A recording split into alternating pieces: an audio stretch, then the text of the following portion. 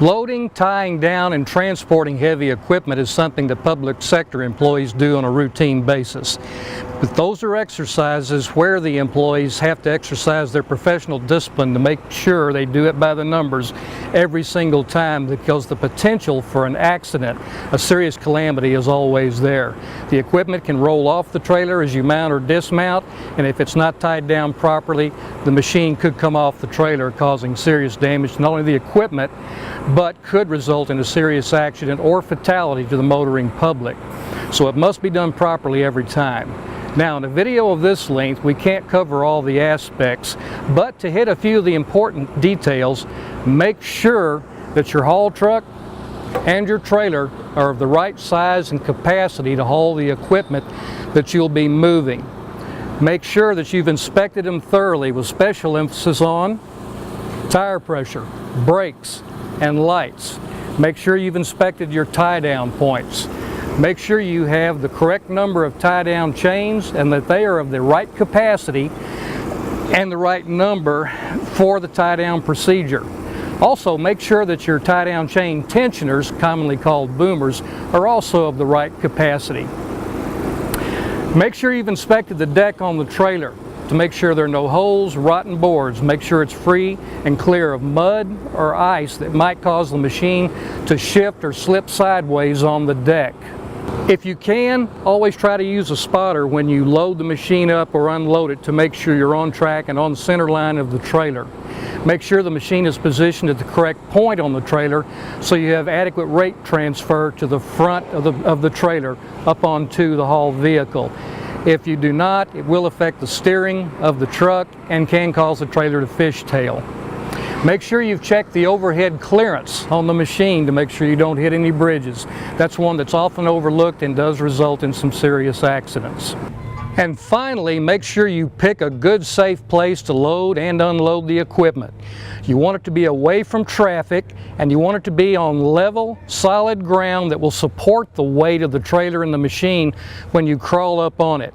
A number of accidents have occurred because they tried to load equipment up on ground that appeared to be solid, but after a rain, it was softened up just enough that the increased weight of the equipment caused the trailer to sink and cause an overturn, or ground that had been frozen had thawed sufficiently to allow it to sink once the weight of the equipment crawled up on the trailer.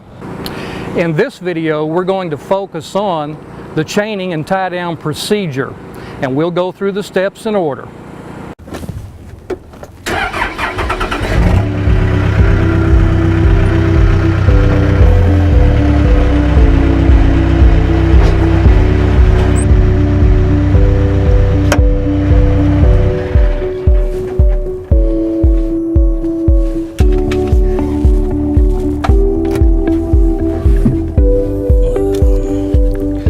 Remember, you always want to use 3 points of contact when you're climbing in or off the machine.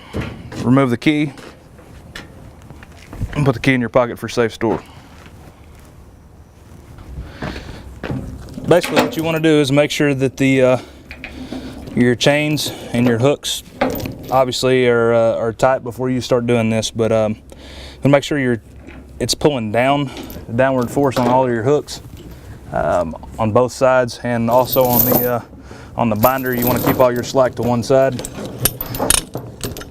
to keep everything tight and in an organized, tight manner.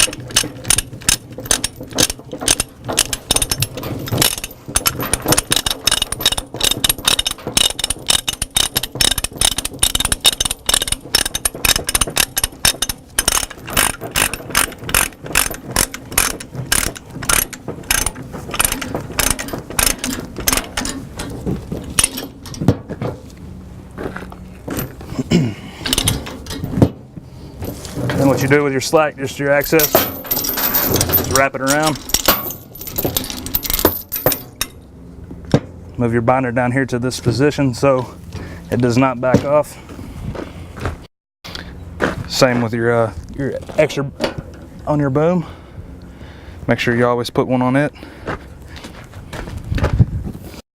Also on it, make sure your hooks are facing the correct direction, downward pull.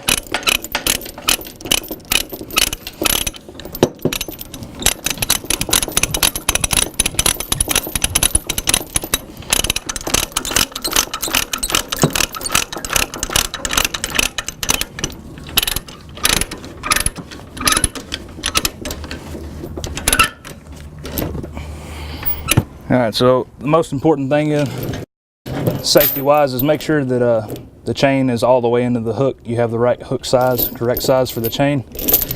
These we're using here are 3/8 chains, so you want to make sure that these are 3/8 on the end. Just when you tighten everything up,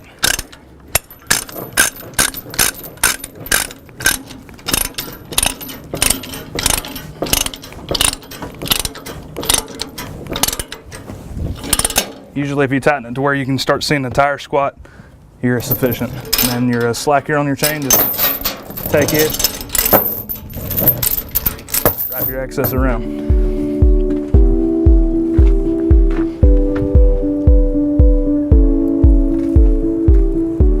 Okay, the most important thing you want to keep in mind when you're tying equipment down in the safest manner is always make sure that your chains and binders are sufficient.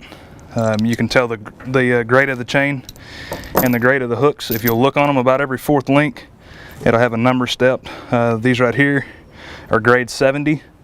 It's a 3/8 chain, so you want to make sure that the binder you're using is also sufficient with it. They say 3/8 on the hook itself. They also will tell you 3/8 or 1/2 inch on the binder handle. Make sure the binders are in good condition, no bends, no kinks in the links, and also make sure your threads are not mangled in any shape, form, or fashion, because it makes it a little tougher to get everything tightened down. If you're not familiar with load and tie down, this little emblem right here on the back of the machine shows you a load and tie down point, shows you a fixed situation here, which is this. That's what you're going to want to tie down to. 90% of the equipment you'll be working with, county or statewide, is going to be labeled on anything like that. Okay, also, like we stated, on the back of the machine, you're going to have tie down points here on the front. Keep in mind, down pull on your hooks all the way around. Make sure that the chain is all the way in the hook. Make sure you got good secure tie down points. Then, like I said before, you're going to want to tighten this down.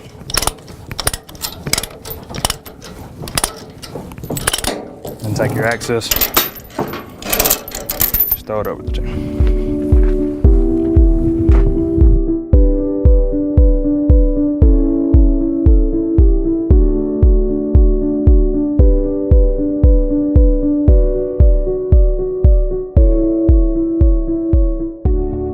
Also, when you're transporting and hauling equipment, state and federal laws require you to have any type of attachment or buckets. At least one chain run across them. That's earlier in the video you seen us run a chain across the boom on the back. Like I said, it is required by state and federal laws.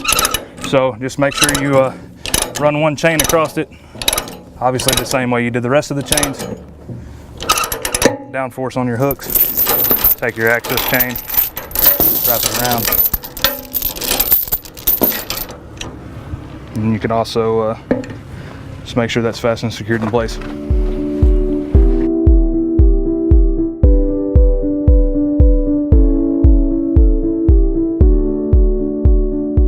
You just want to make sure that the grade of the chain and the working load limit, which is WLL, is what you'll see on your chains or on your paperwork.